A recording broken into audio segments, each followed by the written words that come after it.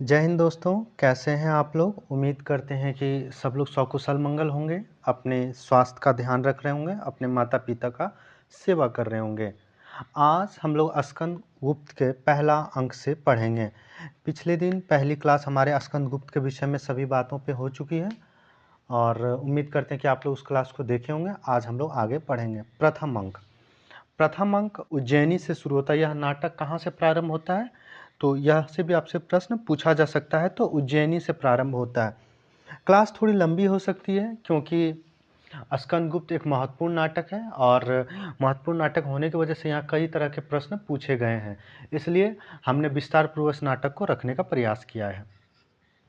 यह नाटक कहाँ से प्रारंभ होता? उज्जैनी। सबसे पहला पात्र कौन आता? स्कंदगुप्त। कहते हैं कि अधिकार का सुख कितना मादक और सारहीन है। पहला ही पंक्ति इनका महत्वपूर्ण है। क्या अधिकार का सुख कितना मादक और सारहीन है, यह पंक्ति कई बार पूछा भी गया। अपने को नियामक और कर्ता समझने की बलवती स्पृहा उससे बेगार कराती है। जो कुछ हो, हम तो साम्राज्य के एक सैनिक हैं। कहने का यह तात्पर्य है कि वह खुद को साम्राज्य का एक सैनिक मानता है। कभी वो राजकुमार या भावी उत्तराधिकारी कभी अपने आप को वह स्वीकार नहीं करता है। पर्णदत्त प्रवेश करके हमने पात्रों के विषय में पिछली क्लास में बात कर लिए हैं। पात्रों को किसकी क्या भूमिका रही है, किस प्रकार भट्टार का और विजया का हृदय परिवर्तन होता है, इस विषय पे भी हम लोग बात कर चुके हैं।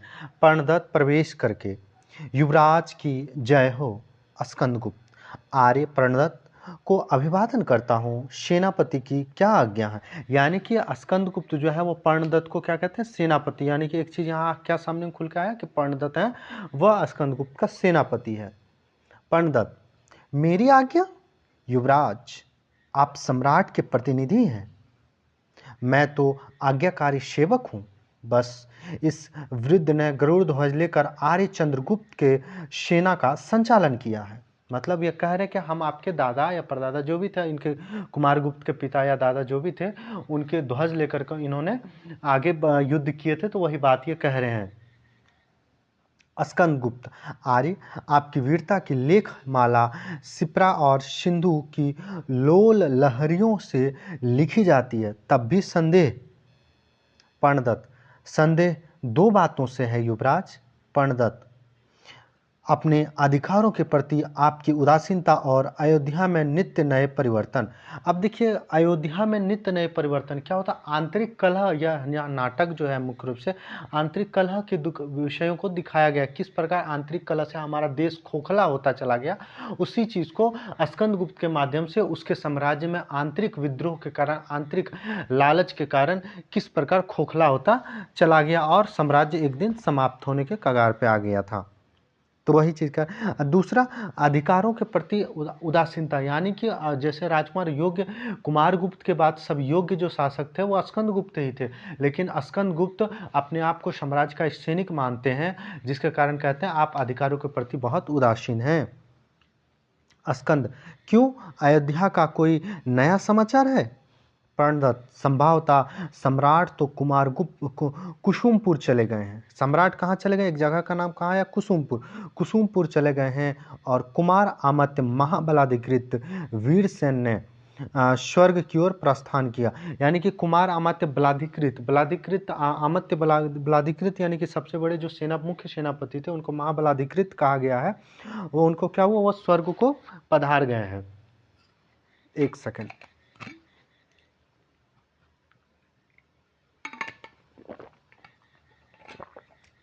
स्कंदगुप्त चिंता क्या आर्य, अभी तो आप हैं ना, तब भी मैं ही सब विचार का भार वहन करूं, अधिकार का उपयोग करूं, वह भी किस लिए? पर्णदत्त राष्ट्रनीति, दार्शनिकता और कल्पना का लोक नहीं है। इस कठोर प्रत्यक्षवाद की समस्या बड़ी कठिन होता है। गुप्त साम्राज्य की उत्तरोत्तर वृद्धि के साथ उसका दायित्व भी बढ़ गया है, पर उस बोझ को उठाने के लिए गुप्त काल के शासक प्रस्तुत नहीं। क्योंकि गुप्त काल के शासक प्रस्तुत नहीं। गुप्त काल के जो शासक, भावी शासक कौन है? स्कंद गुप्त है उसे कह रहे हैं कि गुप्त काल के शासन, और जो कुमार गुप्त हैं इनके पिताजी जो हैं वो कुसुमपुर चले गए हैं। प्रस्तुत नहीं, क्योंकि साम्राज्य लक्ष्मी को वे अब अनायास और आवश्यक अपनी शरण आने वाली वस्तु समझने लगे हैं। स्कंद गुप्त। आर्य, इतना व्यंग ना कीजिए, इसके लिए कुछ प्रमाण भी है। प्रणदत्त, प्रमाण? प्रमाण अभी खोजना है। आंधी आने से पहले आकाश जिस तरह स्तब्ध हो रहता है, बिजली गिरने से पूर्व जिस प्रकार नील कादम्बनी का मनोहर आवरण महाशून्य पर चढ़ जाता है, क्या वैसी ही दशा गुप्त साम्राज्य की नहीं है? और इतना ही कहते हैं तो अचानक से फिर चक्रपालित का प्रवेश हो। चक्रपालित कौन है? प्रणदत्त का पुत्र है। चक्रपालित देख करके दोनों को, अरे युवराज भी यही है, युवराज की जय हो। चक्र। फिर देखते हैं कि पिता भी वही हैं। पिताजी को देखते ही कहते हैं, पिताजी प्रणाम। उनके प्रणदत्त फिर कहते हैं, कल्याण हो, आयुष्मान। तुम्हारे युवराज अपने अधिकारों से उदासीन हैं। वे पूछते हैं, अधिकार किस लिए? चक्र, गुप्त काल का अव्यवस्थित उत्तराधिकार नियम। प्रणदत्त गंभीरता से बोलते हैं, चक्र, यदि यह बात हो भी तब भी तुमको ध्यान रखना चाहिए कि हम लोग साम्राज्य के सेवक हैं। असावधान बालक, अपनी चंचलता को विष वृक्ष का वो बीज न बना देना। स्कंद। आर्य प्रणदत्त, क्षमा कीजिए, हृदय की बातों को राजनीति भाषा में व्यक्त करना चक्र को नहीं आता है। इतना बात कहते हैं, उसी समय चर का प्रवेश हो जाता। अब देखिए, हृदय की बात को राजनीतिक शब्दों में कहना, यानी कि किसी भी बात को सीधा सीधा कह देना कि हाँ तुम चोर हो, और किसी को घुमा के कहना नहीं, वैसी लक्षण तुम में पाई जाती है या पाई जाने की संभावनाएं बनी रहती है। यानी कि कह तो चोर ही रहे, लेकिन वो एक राजनीतिक शब्द हो जाता और एक सीधा सीधा शब्द हो जाता। उसी समय चर का प्रवेश होता है। चर आते ही कहते हैं, युवराज की जय हो। पर्ण, क्या समाचार है? चर, आपकी बार पुष्यमित्रों का अंतिम प्रयत्न है। क्या कह रहे हैं? आपकी बार पुष्यमित्रों का अंतिम प्रयत्न है। वे अपने समस्त शक्ति संकलन करके बढ़ रहे हैं। नासिर सेना के नायक ने सहायता मांगी है। दसपुर से भी दूत आया है। कह रहे हैं क्या? क्या पुष्यमित्र जो वह अपनी पूरी सेना संकलित करके अंतिम प्रहार करने के लिए सज्ज हैं। और वह चर वहां से आए हैं किनसे मदद मांगने के लिए? तो स्कंद गुप्त से। एक चर जाता है, फिर दूसरा क्या होता है? दसपुर के दूत का प्रवेश होता है। वह देखते हैं, युवराज भट्टारक की जय हो। भट्टारक मतलब महाराज को भट्टारक यहाँ कहा गया है। युवराज भट्टारक की जय हो।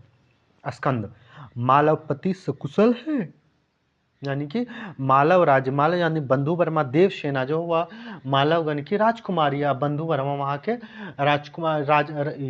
राजकुमार है। और उसके राजकुमार के भाई कौन है? भीम वर्मा। और जयमाला कौन है? बंधु वर्मा की पत्नी है। तो वही कह रहे हैं, मालवपति कुशल है, सकुशल है, यानी कि सब अच्छे हैं, ठीक ठाक हैं। दूत, कुशल आपके हाथ में है महाराज। महाराज विश्ववर्मा का शरीरांत हो गया, यानी कि मालव का महाराजा कौन थे? तो विश्ववर्मा थे। वही कह रहे हैं, महाराज उनका विश्ववर्मा का शरीरांत हो गया है। नवीन नरेश महाराज बंधु वर्मा ने साभिवादन श्री चरणों में संदेश भेजा है। स्कंद पर्णदत्त की ओर देखता है। पर्ण, वल्लभी का क्या समाचार है? दूत, वल्लभी का पतन अभी रुका है, किंतु बर्बर हूनों ने, यानी वल्लभी कहाँ का? वल्लभी जो है वह स्कंदगुप्त के ही साम्राज्य का एक हिस्सा है। वही कह रहे हैं कि वल्लभी का पतन अभी रुका है, किंतु बर्बर हूनों से उसका बचना कठिन है। मालव की रक्षा के लिए महाराज बंधु वर्मा की सहायता मांगी है। दसपुर की समस्त सेना सीमा पर जा चुकी है। स्कंदगुप्त, मालव और शक युद्ध में जो संधि गुप्त साम्राज्य और मालव राष्ट्र में हुई, उसके अनुसार मालव की रक्षा गुप्त सेना का कर्तव्य है। महाराज विश्ववर्मा के समय से ही सम्राट कुमार गुप्त उनके संरक्षक हैं। क्या कह रहे हैं कि विश्ववर्मा की तो अब मृत्यु हो गई है, लेकिन विश्ववर्मा के समय से ही कुमार गुप्त कौन है? तो कुमारगुप्त के इनके पिता हैं स्कंदगुप्त, वही कह रहे हैं कुमारगुप्त उनके संरक्षक हैं, परंतु दूत बड़ी कठिन समस्या है। पर्ण कहते हैं, दूत क्या तुम्हें विदित नहीं, विदित मतलब तुम्हें याद नहीं, स्मरण नहीं, तुम्हें जानकारी नहीं कि पुष्यमित्रों से हमारा युद्ध चल रहा है। दूत, तब भी मालव ने कुछ समझकर ही, किसी आशा से ही अपनी स्वतंत्रता को सीमित कर लिया था। देखिए कि दूत का मतलब ही क्या होता है कि अपनी बातों को वो अपने इस तरह शब्दों को रखे कि सामने वालों को मना ही ले। और यहाँ पूरी तरह एक वही कंडीशन बन गया है कि वह कह रहे हैं कि कुछ आशा, किसी आशा पर ही अपनी स्वतंत्रता को सीमित कर लिया था। स्कंद, दूत, केवल संधि नियम से ही हम लोग बाध्य नहीं हैं, किंतु शरणागत रक्षा भी क्षत्रिय का धर्म है। यह पंक्ति पूछा जा सकता है, एक बार पूछा भी गया है। सेनापति पर्णदत्त समस्त सेना लेकर पुष्यमित्रों की गति रोकेंगे। अकेले स्कंदगुप्त मालव की रक्षा के लिए प्रस्तुत हैं और पट का परिवर्तन होता है। अगर आप कहेंगे दृश्य, तो एक दृश्य हमारा कथा समाप्त हो गया, पट का परिवर्तन हुआ, यानी पहला दृश्य खत्म हो गया। अब हम लोग यहाँ से दूसरा दृश्य पढ़ेंगे।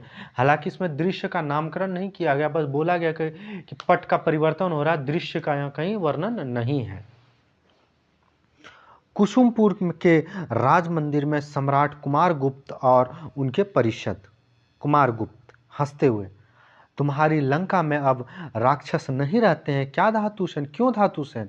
धातुसेन कहाँ है? सिंघल के राजकुमार हैं। तो वही कह रहे हैं कि अब तुम्हारे राक्षस कहने का इनका क्या मतलब है कि रावण, अब रामायण अगर थोड़ी सी जानकारी होगी तो रावण कहाँ के थे? तो लंका के थे। वही कह रहे हैं कि तुम्हारी लंका में अब राक्षस नहीं रहते हैं, क्यों धातुसेन? धातुसेन, राक्षस यदि कोई होता तो, राक्षस यदि कोई था तो विभीषण और बंदरों में भी एक सुग्रीव हो गया था। यह प्रश्न आपसे बन सकता है, यह कथन किसका या किस नाटक का है कि राक्षस यदि कोई था तो विभीषण और बंदरों में भी एक सुग्रीव हो गया था। दक्षिणापथ आज भी उनकी करनी का फल भोग रहा है। कुमार, अच्छा भी बाली की सेना में कोई बचे हुए हो? मतलब कुमार कह रहे हैं, कुमारगुप्त यानी स्कंदगुप्त के पिताजी कह रहे हैं कि अच्छा बाली की सेना में से कोई बचे हुए हो? धातुसेन, बाली की सेना 9 थी, यानी बाली की सेना ही नहीं थी। कुमार हंसता हुआ, हाँ, तो आर्य समुद्रगुप्त को विवश होकर उन विद्रोह विदेशियों का दमन करना पड़ा, क्योंकि मौर्य साम्राज्य के समय से ही सिंधु के उस पार का देश भी भारत साम्राज्य के अंतर्गत था। जगत विजेता सिकंदर के सेनापति सेल्यूकस से उस प्रांत को मौर्य चंद्रगुप्त ने लिया था। यहाँ देखिएगा कुमारगुप्त वर्णन कर रहे हैं कि सेल्यूकस की पुत्री जो कार्नेलिया थी उनसे विवाह हुई थी, तो लगभग बहुत बड़े काबुल वगैरह हमारा अखंड भारत में आ गया था। और फिर वैसे भी मौर्य साम्राज्य एक मगध पूरा, यानी कि पूरे भारत, म्यांमार वगैरह अखंड भारत का हिस्सा सब कुछ था। अभी अफगानिस्तान, पाकिस्तान, भारत, म्यांमार, ये सब जितने हैं, श्रीलंका, सब अखंड भारत का ही हिस्सा था। वही कह रहे हैं कि यह चंद्रगुप्त मौर्य के समय में ये लोग ने मिलाया था। धातु, फिर तो लड़कर ले लेने की एक परंपरा सी लग जाती है। भट्टार, नहीं तो क्यों? रोने से, भीख मांगने से अधिकार मिलता? वही धातुसेन की बात को बीच में ही टोक करके भट्टार कहते हैं, नहीं तो क्या रोने से और भीख मांगने से अधिकार मिलता? मतलब कि कह रहे हैं कि युद्ध करके आप लोग को एक परंपरा चल गई है, तो उसी का कटाक्ष करते कहते हैं कि भीख मांगने से क्या अधिकार मिलता है? यह कथन महत्वपूर्ण है, जिसके हाथों में बल नहीं उसका अधिकार ही कैसा? और यदि मांग कर मिल भी जाए तो शांति की रक्षा कौन करेगा? मुदगल, प्रवेश करके रक्षा पेट कर लेगा, कोई दे भी तो, और पद्मासन से बैठ जाता है। गंभीर भाव से अभिवादन करते हुए एक और पृथ्वीसेन, दूसरी ओर भट्टार का प्रस्थान हो जाता, यानी कि ये दोनों चले जाते हैं। धातु, वह चाणक्य कुछ भांग पीता था। उसने लिखा है, राजपूत भेड़िए हैं, इनसे पिता को सदैव सावधान रहना चाहिए। क्या कह रहे हैं? यह कथन पूछा सकता कि राजपूत भेड़िए हैं, इनसे पिता को सदैव सावधान रहना चाहिए। ऐसा क्यों कहते हैं? क्योंकि देखिएगा, अजात शत्रु जो थे वो बिंदुसार अपने पिता को ही कैद कर लिए थे और राजा खुद को घोषित कर लिए थे, और ये बहुत एक लंबे समय तक चला था। अब राजगीर जाएंगे तो आपको जहाँ बिंदुसार को कैद किया गया था वहाँ आपको वह जेल देखने को मिलता, ढह गया, बस कुछ दीवारें देखने को मिलता है। कुमार, यह राष्ट्रनीति है? अनंत देवी का चुपचाप प्रवेश। धातु, भूल गया उसके बदले उस ब्राह्मण को लिखना था कि रोज राजा लोग विवाह ही ना करे। क्यों? भेड़िए सी संतान उत्पन्न हो। अनंत देवी सामने आकर, आर्यपुत्र की जय हो, आर्यपुत्र की जय हो। धातुसन भयभीत होने का सा मुंह बनाकर चुप हो जाता है। कुमार, आओ प्रिय, तुम्हें खोज रहा था। तो अनंत देवी कौन है? कुमार गुप्त की छोटी पत्नी है अनंत देवी। नर्तकियों को बुलवाती आ रही हूँ। नर्तकियों का गाते हुए प्रवेश। न छेड़ना उस अतीत स्मृति से खींचे हुए बिन तार कोकिल, करुण रागनी तड़प उठेगी, सुना ना ऐसी पुकार कोकिल। और यहाँ पट का परिवर्तन हो जाता है। अगला है पथ में मातृगुप्त, यानी कि रास्ते में मातृगुप्त।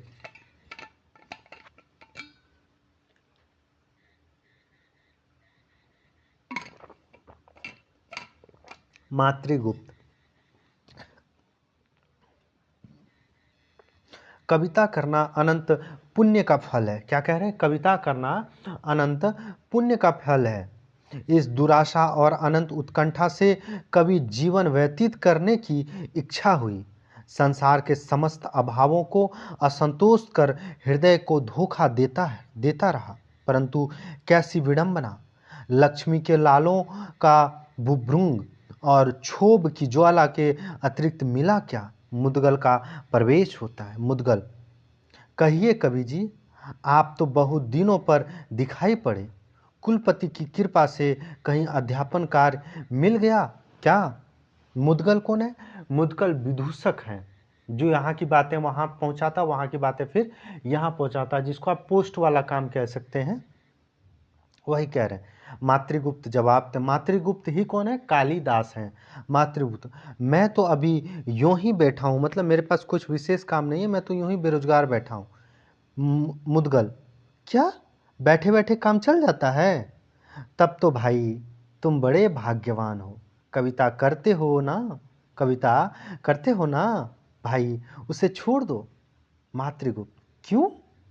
वही तो मेरे भूखे का आहार है। कवित्व वर्णमय चित्र है जो स्वर्गीय भावपूर्ण संगीत गाया करता है। अंधकार का आलोक से, असत्य से सत्य, जड़ का चेतना से, और बाह्य जगत का अंतर जगत से संबंध कौन कराती है? कविता ही ना। मुद्गल, मनुष्य पशु नहीं है, क्योंकि उसे बातें बनाना आता है, अपनी मूर्खताओं को छिपाना, पापों पर बुद्धिमानी का आवरण चढ़ाना आता है, और वाग्जल की फांस उसके पास है। अपनी ओर आवश्यकताओं में कृत्रिमता बढ़ाकर सभ्य और पशु से कुछ ऊंचा द्विपद मनुष्य पशु बनने से बच जाता है। मातृगुप्त, तो क्या करूं मैं? मुद्गल, मैं 2-4 दिन में अवंती जाने वाला हूँ। युवराज भट्टारक के पास तुम्हें रखवा दूंगा, अच्छी वृत्ति मिलने लग जाएगी।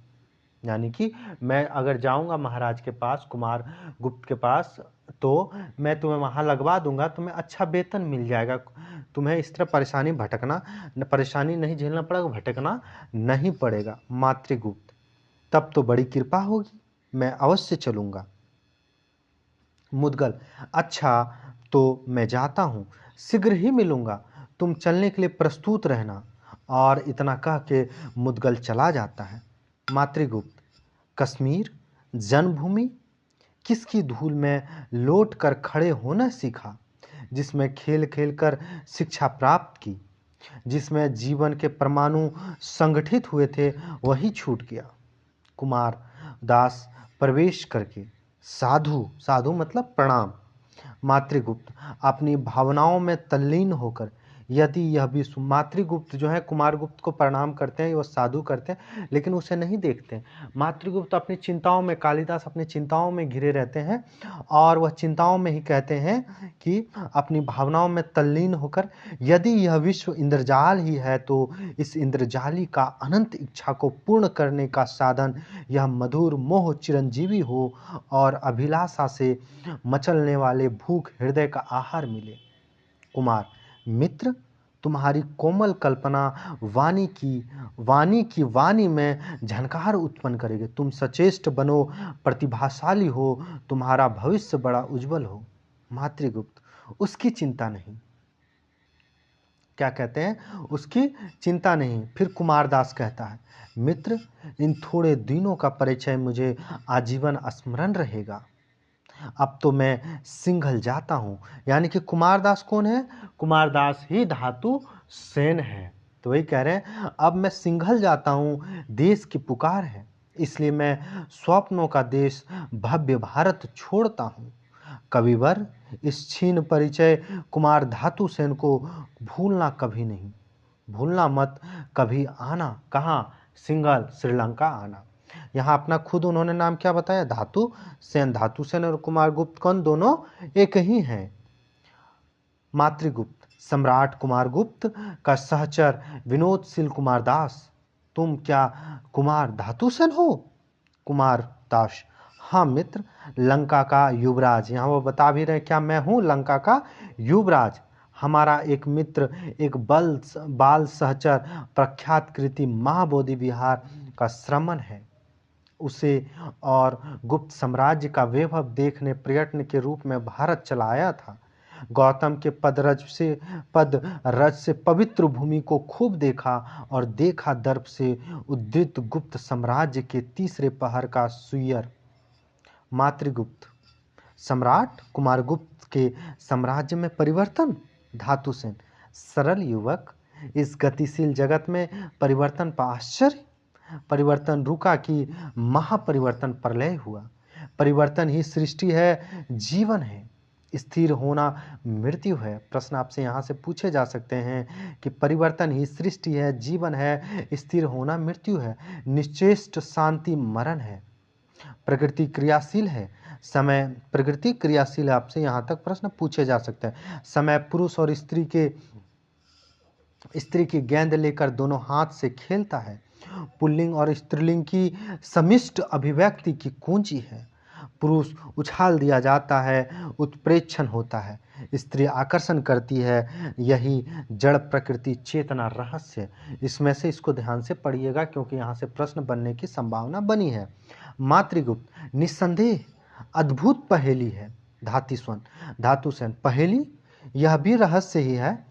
पुरुष है कुतूहल है और प्रश्न, और स्त्री है विश्लेषण। क्या कह रहे हैं? यह भी रहस्य है। पुरुष है कुतूहल और प्रश्न, जबकि स्त्री है विशेषण, उत्तर और सब बातों का समाधान। और यहाँ से प्रस्थान हो जाता है। फिर अगला दृश्य देखने को मिलता है।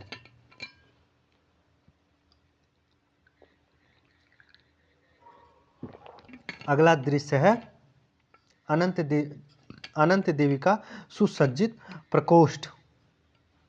अनंत देवी, जया कौन है? जया उनकी सेविका है। जया, अभी भट्टारक का आने का समय नहीं हुआ है। जया, भट्टारक जो है वह अनंत देवी का क्या है? देवकी का विश्वसनीय वो है, सैनिक है। तो वही करें, अभी भट्टारक का आने का समय नहीं हुआ है। जया, स्वामिनी, अब बड़ा भयानक खेल खेल रही हैं। अनंत, क्षुद्र हृदय जो चूहे के शब्द से भी संकित होते हैं, जो अपनी सांस से ही चौंक उठते हैं, उनके लिए उन्नति की कंटकित मार्ग नहीं, महत्वाकांक्षा का दुर्गम स्वर्ग उनके लिए स्वप्न है। जया, परंतु राजकीय अनंतपुर की मर्यादा बड़ी कठोर है, अथच फूल से भी कोमल है। अनंत, अपनी शिक्षा रहने दो। जया कपाट के समीप कान लगाती है। संकेत होता है गुप्त द्वार खोलते ही भट्टारक सामने उपस्थित होता है। भट्टारक, महादेवी की जय हो। अनंत देवी, परिहास न करो मगध के महाबलाधिकृत। यानी कि अगला जो है कौन बलाधिकृत होते हैं, क्योंकि जो वर्तमान बलाधिकृत पूर्व में थे उसकी मृत्यु हो जाने के बाद भट्टारक को महाबलाधिकृत बनाया जाता है। देवकी रहते किस साहस से तुम मुझे महादेवी कहते हो? भट्टारक, हमारा हृदय कह रहा है और नए दिन साम्राज्य की जनता प्रजा सभी कहेगी। अनंत, तुम वीर हो भट्टारक, यह तुम्हारे उपयुक्त ही है। देवकी का प्रभाव जिस उग्रता से बढ़ता जा रहा है उसे देखकर मुझे पुरुगुप्त के जीवन में शंका हो रही है। महाबलाधिकृत दुर्लभ माता के हृदय उसके लिए आज ही चिंतित है, विकल है। यानी कि यहाँ क्या कहने का प्रयास कर रही हैं? अनंत देवी के जो पुत्र हैं, कौन? पुरुगुप्त की चिंता हो रही है कि वो महाराज बन पाएगा नहीं बन पाएगा, क्योंकि बड़ा भाई कौन है? स्कंदगुप्त बड़ा भाई है। भट्टारक, मैं सब समझता हूँ। पुष्यमित्रों के युद्ध में मुझे सेनापति की पदवी नहीं मिली, इसका कारण भी मैं जानता हूँ। मैं दूध पीने वाला शिशु नहीं, और यह मुझे स्मरण है कि पृथ्वीसेन के विरोध करने पर भी आपकी कृपा से मुझे महाबलाधिकृत का पद मिला है। मैं कृतज्ञ नहीं महादेवी, अब आप निश्चिंत रहें। प्रपंच बुद्धि का सहसा प्रवेश होता है। प्रपंच बुद्धि, स्मरण है भाद्र की अमावस्या। भट्टारक और अनंत देवी सहम कर हाथ जोड़ती हैं। स्मरण है भिक्षु शिरोमणि, उसे मैं भूल सकता हूँ भला? प्रपंच, कौन? महाबलाधिकृत है। इतना कह के और उनका प्रस्थान हो जाता। फिर दोनों गुप्त द्वार से कौन? अनंत देवी और भट्टारक चले जाते हैं। पट का परिवर्तन होता है।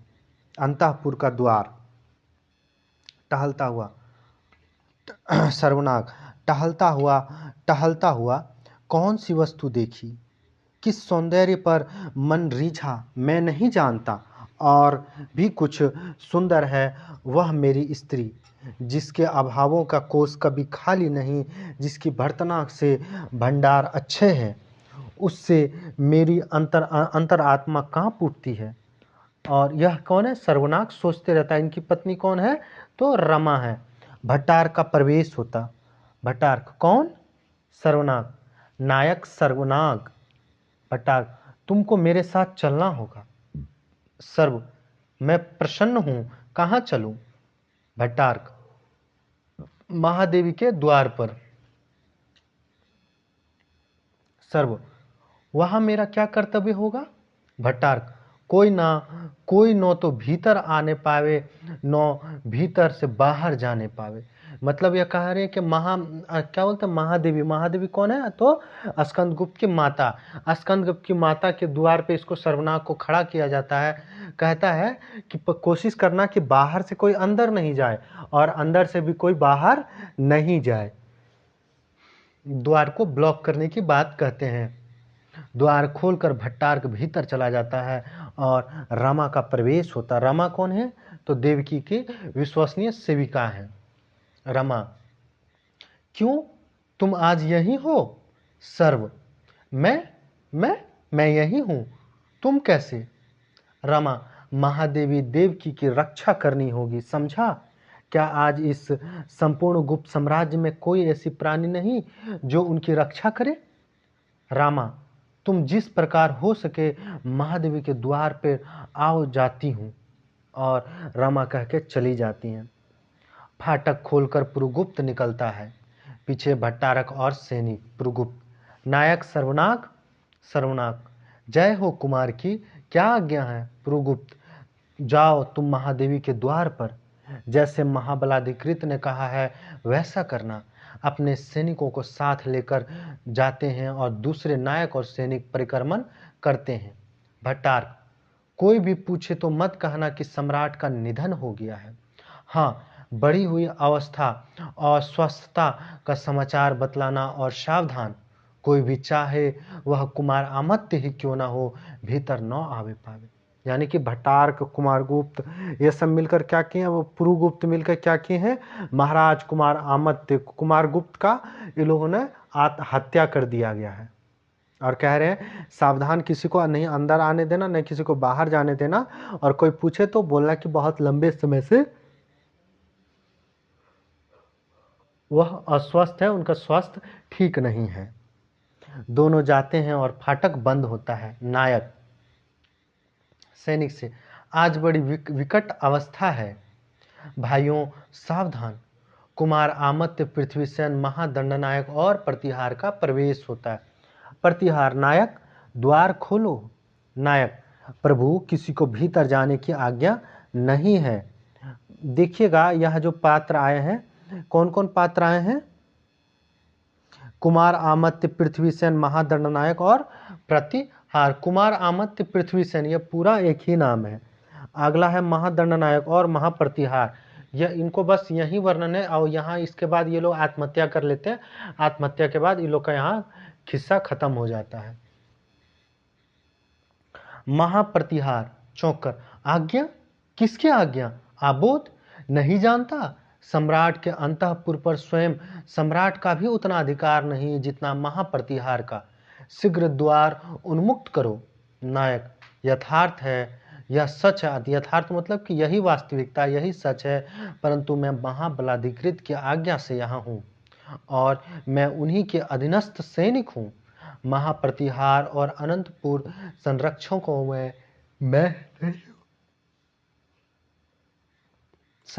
में मैं नहीं हूँ।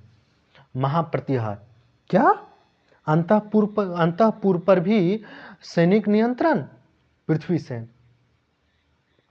पृथ्वीसेन कहते हैं, इसका परिणाम भयानक है। अंतिम सैया पर लेटे हुए सम्राट की आत्मा को कष्ट पहुंचाना होगा। अंतःपुर में छीन कृंदन होता है। महादंडनायक कान लगाकर सुनते हुए, क्या सब शेष हो गया? हम अवश्य भीतर जाएंगे। तीनों तलवार खींच लेते हैं। नायक भी सामने आ जाता। द्वार खोलकर पुरुगुप्त और भट्टार्क का प्रवेश। भट्टार्क तलवार खींचकर सिर से लगाता हुआ, परम भट्टार्क राज धीराज पुरुगुप्त की जय हो। माननीय कुमार गुप्त, महादंडनायक और महाप्रतिहार, साम्राज्य के नियमानुसार शस्त्र अर्पण करके परम भट्टारक का अभिवादन कीजिए। तीनों एक दूसरे के मुंह देखते हैं, ये क्या कह रहा? महाप्रतिहार, तब क्या सम्राट कुमार गुप्त महेंद्रादित्य अब संसार में नहीं रहे? देखिएगा इनका पूरा नाम यहाँ बताया गया, कुमार गुप्त महेंद्रादित्य, यानी कि यह इनका पूरा नाम था। प्रश्न पूछा जा सकता है कि कुमार गुप्त का पूरा नाम क्या था? भट्टार्क, नहीं, परंतु पृथ्वीसेन, परंतु उत्तराधिकार युवराज स्कंदगुप्त हैं। पुरुगुप्त, चुप रहो, तुम लोगों को बैठकर व्यवस्था नहीं देनी होगी। उत्तराधिकार का निर्णय स्वयं स्वर्गीय सम्राट कर गए हैं। पृथ्वीसेन, किंतु प्रमाण? पुरुगुप्त, महाबलाधिकृत, इन विद्रोहियों को बंदी कर लो, इन लोगों को प्रमाण देने की जरूरत है। भट्टार्क आगे बढ़ता है। भट्टार्क, आप लोग शस्त्र रखकर आज्ञा मानिए। प्रतिहार, यह स्वर्गीय आर्य चंद्रगुप्त का दिया हुआ खड्ग तेरी आज्ञा से नहीं रखा जा सकता है। उठा अपना शस्त्र और अपनी रक्षा कर। पृथ्वीसेन, महाप्रतिहार, सावधान, क्या करते हो? यह अंतः विद्रोह का समय नहीं है। पश्चिम और उत्तर से काली घटाएं उमड़ रही है। यह समय बलनाश करने का नहीं। आर्य साम्राज्य की जय हो। छुरा मारकर गिरता है। महाप्रतिहार और दंडनायक भी वैसा ही करता। आपसे प्रश्न पूछा जाएगा कि इस नाटक में कौन कौन आत्महत्या करते हैं, तो आपको यह चीज याद रखना चाहिए। पुरुगुप्त पाखंड स्वयं विदा हो गए, अच्छा ही हुआ, और वह भीतर चले जाते हैं।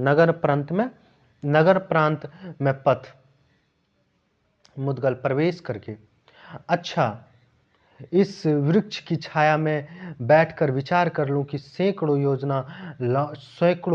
योजन लौट चलना अच्छा है कि थोड़ी दूर चलकर काम कर लेना। गठरी रखकर बैठते ही उंगने लगते हैं। मातृगुप्त का प्रवेश। मुद्गल, अरे कौन? मातृगुप्त। नेपथ्य में कोलाहल। मातृगुप्त, हाँ मुद्गल, इधर तो शक और हूनों की सम्मिलित सेना घोर आतंक फैला रही है। चारों ओर विप्लव का साम्राज्य है। मुद्गल, और मैं महादेवी का संदेश लेकर अवंती गया। वहां युवराज नहीं थे। बलाधिकृत प्रणदत्त की आज्ञा हुई कि महाराज पुत्र गोविंद गुप्त की जिस तरह हो खोज निकालो।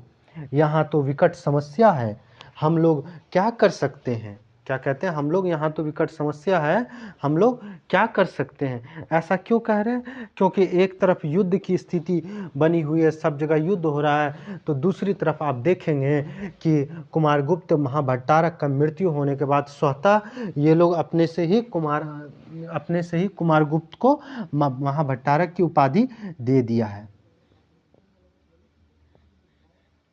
मातृगुप्त मातृगुप्त कुछ नहीं, केवल भगवान से प्रार्थना करो, इसके अलावा हम लोग क्या कर सकते हैं?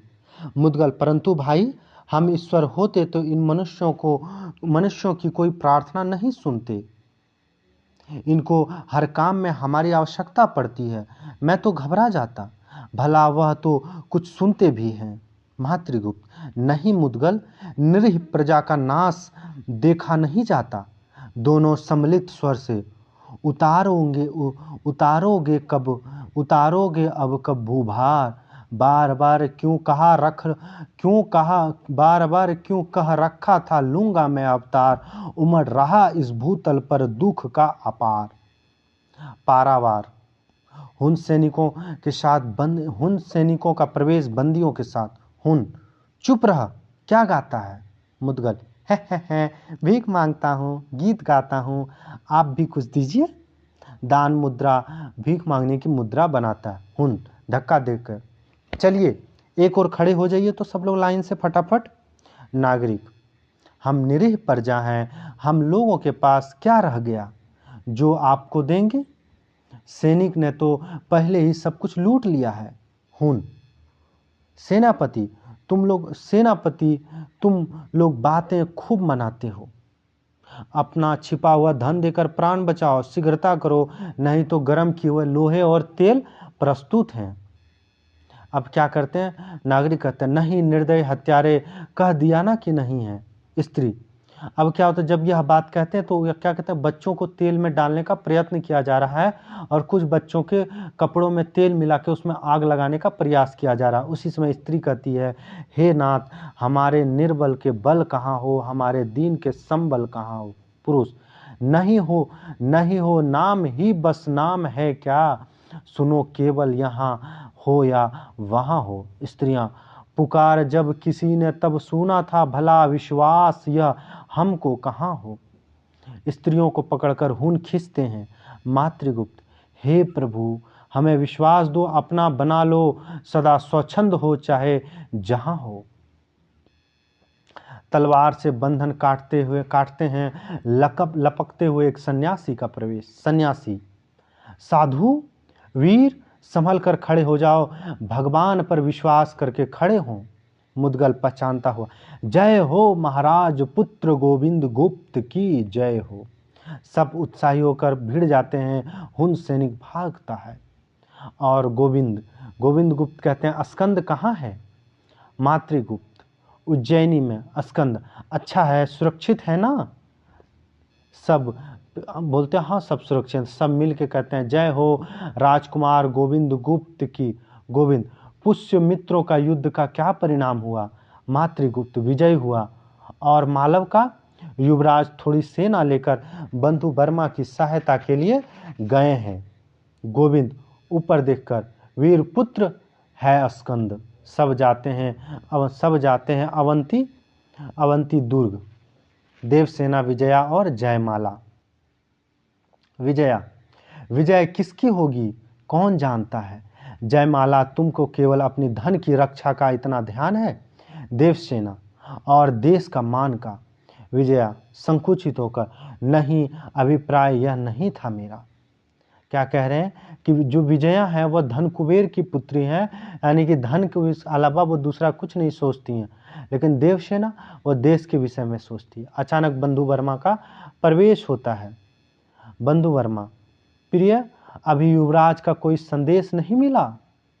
संभवतः शक और हुनों की सम्मिलित वाहिनी से आज दुर्ग की रक्षा न कर सकूंगा।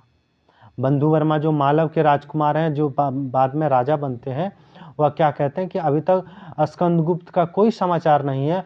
हो सकता कि दुर्ग यानी कि रहते जहां वो जो शिविर की रक्षा नहीं हो पाएगी। जयमाला।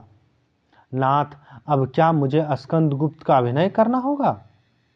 दुर्ग रक्षा की भार मैं लेती हूँ। बंधु वर्मा, घबराओ मत सृष्टि कन्या। जयमाला। स्वर्ण रत्न की चमक देखने वाली आंखें, बिजली सी तलवार बिजली सी 9 तलवारें का तेज को कब तक सह सकती? श्रेष्ठ कन्या, हम छत्रानी हैं। देवसेना। भैया आप निश्चिंत रहिए, मैं सब यहाँ देख लूँगा। और फिर वह चले जाते हैं। विजया। भयानक युद्ध समीप ही जान पड़ता है, क्यों राजकुमारी? जयमाला। विजय की अंतिम दृश्य को जानते हुए अपनी आंखों से देखना, जीवन रहस्य का चरम सौंदर्य की नग्न और भयानक वास्तविकता का अनुभव केवल सच्चे वीर हृदय को होता है। विजया। रानी। जयमाला। सुनो, देवसेना गा रही है। भरा नैनों में मन में रूप, किसी छलिए का अमूल अनूप। सहसा भीम वर्मा का प्रवेश। भीम। भाभी, दूर का द्वार टूट चुका है, हम अंतःपुर के बाहरी द्वार पर हैं। अब तुम लोग प्रस्तुत रहना। और जाता है। नेपथ्य में कोलाहल, भयानक शब्द। विजया। महारानी, किसी सुरक्षित स्थान में निकल चलिए। जयमाला। जाओ, एक ओर छिप कर खड़ी हो जा। रक्त से लथपथ भीम वर्मा का प्रवेश। भाभी, रक्षा न हो सकी, अब तो मैं जाता हूँ। वीरों की वर्णीय सम्मान को अवश्य प्राप्त करूँगा, परंतु। जयमाला। हम लोगों की चिंता न करो वीर, स्त्रियों की, ब्राह्मणों की, पीड़ितों और अनाथों की रक्षा में प्राण विसर्जन करना क्षत्रिय का धर्म है। क्या कह रहे हैं? स्त्रियों, यह कथन पूछा सर, स्त्रियों, ब्राह्मणों की, पीड़ितों और अनाथों की रक्षा में प्राण विसर्जन करना क्षत्रिय का धर्म है। भीम का प्रस्थान, द्वार टूटना, विजय, शत्रु सेनापति का प्रवेश, भीम आकर रोकना, गिरते गिरते भीम का जयमाला और देवसेना की सहायता से युद्ध। सहसा स्कंदगुप्त सैनिकों के साथ प्रवेश करता। युवराज स्कंदगुप्त की जय। शक और हुन स्थगित होते हैं। युद्ध सब पराजित और बंदी होते हैं। पटक्षेप और यहाँ से दूसरा अंक का प्रारंभ होता है। दूसरा अंक हम लोग कल देखेंगे। अभी तक क्लास जितना भी किया गया आप लोग उम्मीद करते हैं सब तैयार कर लेंगे। जय हिंद, जय भारत।